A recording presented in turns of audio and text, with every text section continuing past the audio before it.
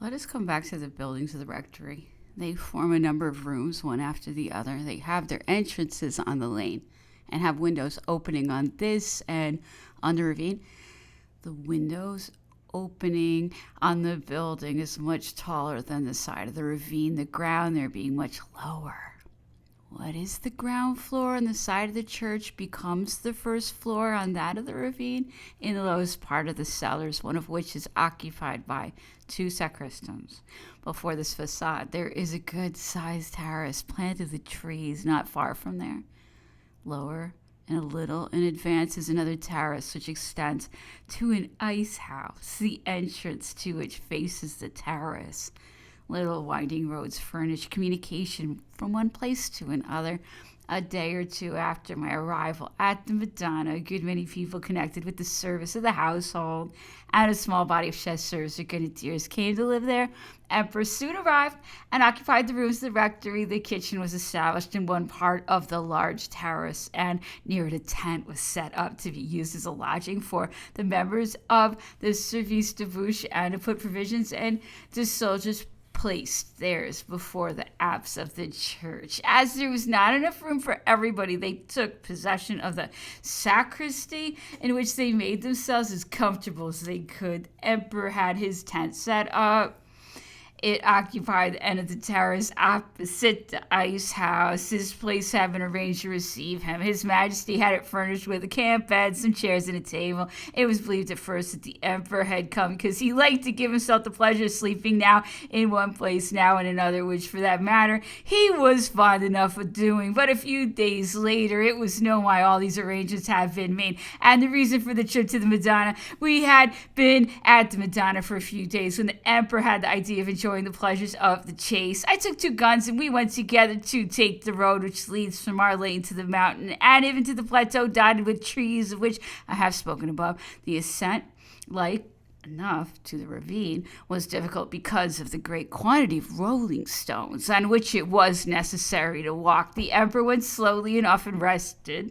Planting, we reached the top and consequently the plateau. Then we walked on a short, quick grass, more agreeable to the feet than the best carpets of the salon of Paris. The emperor took his gun and went now to the right, now to the left, straight ahead of him. I followed him at a little distance, ready to give him my gun if he should discharge his own. We had been in search of game for a quarter of an hour. Nothing had appeared, neither quadrupeds nor birds, although our eyes searched everything within their reach. The emperor, already fatigued from being on his feet, bored at meeting nothing, stopped beside a tree to wait for some head again to pass. Then he took a few steps and stopped to watch again. From time to time he would take his glass to look here and there, and not the most wretched animal let itself be seen. It seemed as though on our approach the beings which lived in this place had deserted it. Finally, when we had come to the last trees on the edge of the plateau, he took his glass again to examine the rocks which were at our feet, the sea which reflected the brilliant rays of the sun, the island of Corsica,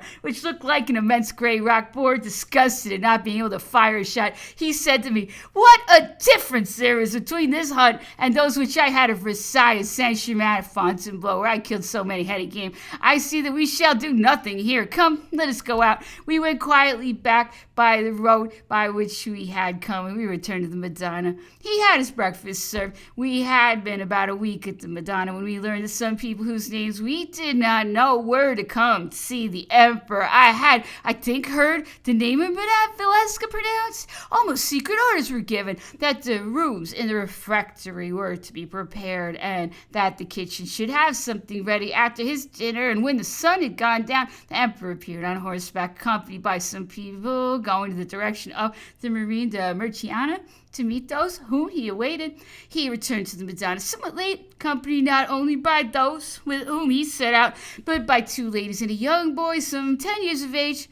They were Madame Valeska, her son, and the lady's sister. The emperor had the newcomers enter his tent. Supper was quickly served, as it was an informal meal with no ceremony. It was the emperor who carved and served, giving one thing to one of the ladies and another to the other. The young boy was also at the table. During the whole time the supper lasted, the emperor showed a gaiety and amiability and a gallantry which were charming. He was happy. Marchand and I waited on the table. The landing had taken place mysterious mysteriously, or it seems so, but the few persons who had accompanied the emperor and then all those who were at the Madonna were quickly informed of the presence of the two ladies and the young boy, and the next day it must have been known in all parts of the island, and above all at Portofino.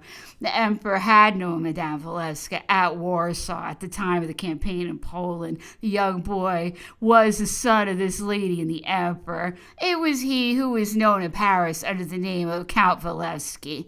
Madame Valeska must have been in her youth a very beautiful person, although she was, at the time of her trip to the island of St.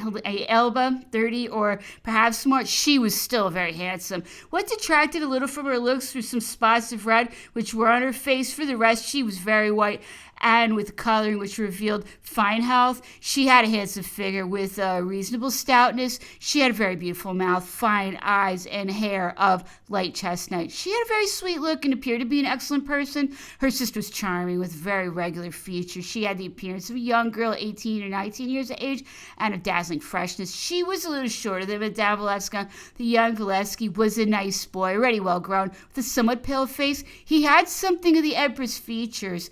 He had his seriousness. The next day, an officer came to the Madonna, a Polish chef d'escadron in the uniform of the Lancers of the Guard. He was Madame Valeska's brother, or past or such. The emperor invited him to dinner during the evening.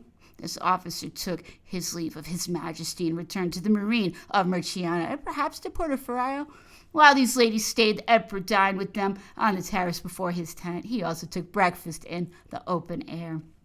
At the island of Elba, the emperor, surrounded by many people who, being but newly attached to his service, did not know what it was to be close-mouthed, and who had nothing more important to do than to go and tell what they saw and heard to anyone who was willing to listen to them. The emperor himself, though he was fond of mystery, acted incautiously, thinking himself still surrounded by people who were not talkative. At night, he went out of his tent in his dressing gown and went to the lady's apartment, which he did not leave till near daybreak. The sentries knew perfectly what to think of these comings and goings. In love affairs, the simplest man is much more adroit than the emperor was, and than great lords are in general. In a small country, everything is known, is learned, and is enough that two eyes have seen something, that two ears have heard some remark, for all the world to have seen and heard it. But things are often so badly reported, so inaccurately reported,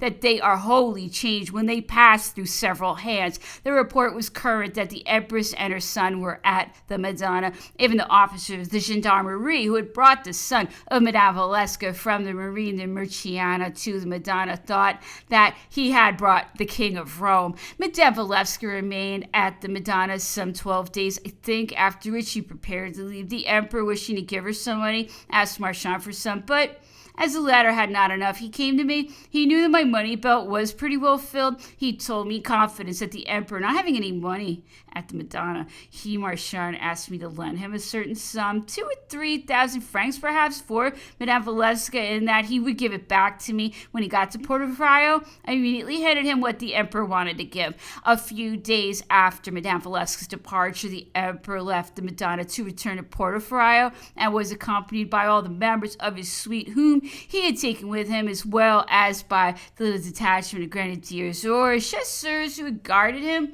Most of the land about the house in Saint Martin belonged to the emperor and was planted in vines. When the vintage came, a certain number of willing grenadiers and chasseurs were told off to gather the grapes, while the soldier workmen were busy. They were visited by comrades who thought they would come and help their friends, but in spite of the large number of workmen, the work did not progress either faster or better than before. Everybody filled his stomach and carried away such quantity of grapes that in the end very few reached the vats. The soldiers found it entirely just that what belonged to their father should belong to them too.